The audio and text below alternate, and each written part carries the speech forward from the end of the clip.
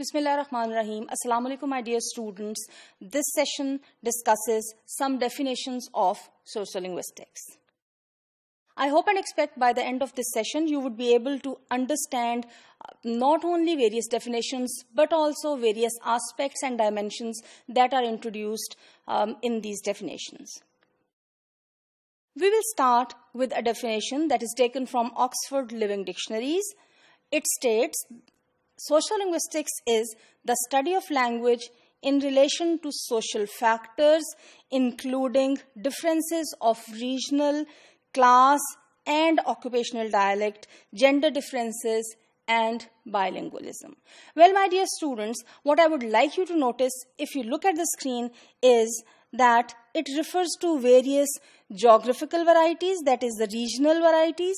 It also includes class, occupation, and gender as variables when it comes to the study of language in sociolinguistics. And a very important aspect is this use of bilingualism, which means using more than one languages in a society. Like in Pakistan, we not only use Urdu as our national language, but also there are a lot of regional varieties, provincial languages, and then English, and we use them as, bilinguals, which means we use them as a part of our everyday language. So this also becomes a part of study in sociolinguistics. Another definition that I'd like to talk about is of Richard Nordquist. And according to Richard, sociolinguistics is the study of language in relation to society, and it is a branch of both linguistics and sociology. So, here what is important is connecting sociolinguistics with linguistics and with sociology, that is, the study again of the relationship of language and society, but that mainly focuses on how language impacts society, whereas in sociolinguistics, what we look at is how society or culture has an impact on language choices. The next important definition that I've quoted here for you is from Cambridge English Dictionary Online.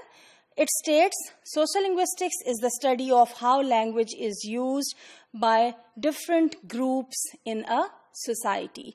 The important word here, as I'm encircling here on the screen, is groups. So, not only the study of language in a particular culture or in a particular society, but also varieties of languages, how they are used by different subcultures or by different groups within that society.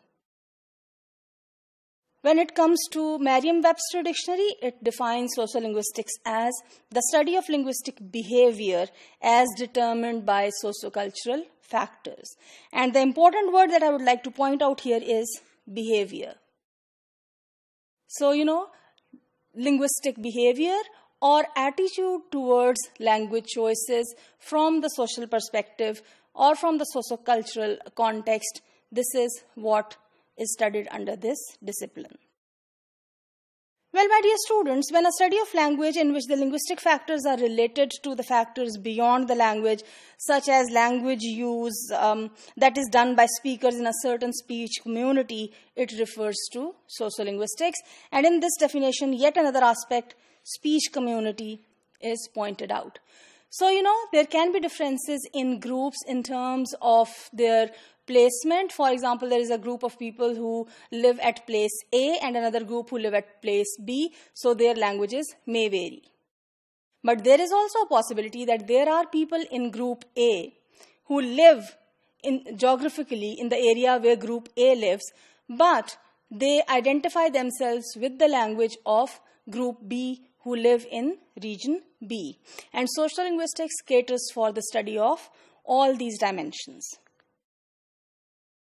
Here is a definition that was given by Fishman, who in 1972 asserted, socially, the language use involves who speaks, what language, to whom, when, and where.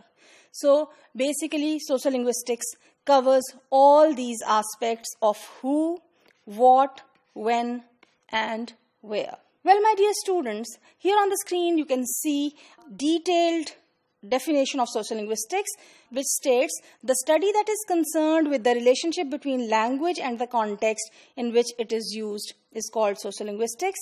In other words, it studies the relationship between language and society. So this becomes an important aspect.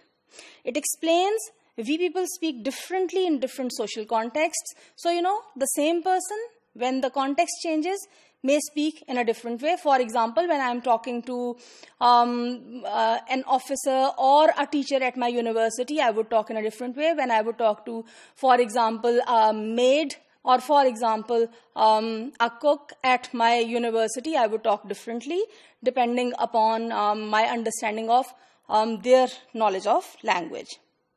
It also discusses the social functions of language and the ways it is used to convey social meaning. The important word is social functions. What we do through language is we perform certain functions, we give advice, we suggest, we promise, we invite, etc. So what we are performing through that, it includes under the study in sociolinguistics. All the topics provide a lot of information about the language, how language works, as well as about the social relations in a community and the way people signal aspects of their social identity through their language. Now, these aspects of social identity, this part is important because the kind of language one uses tells who that person is, which kind of culture or society that person belongs to, what is the ethnicity of that person, etc. Well, my dear students, sociolinguistics as a study is concerned with the interaction of language and setting. Now, what is setting?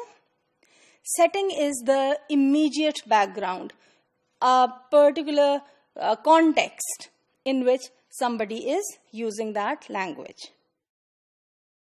It also studies and investigates the relationship between language and society with the goal of better understanding of the structure of language and how languages function in communication. So, the structure of language, how it varies from culture to culture, or how it varies from language to language, or how it varies from group to group, it is included in the study under sociolinguistics.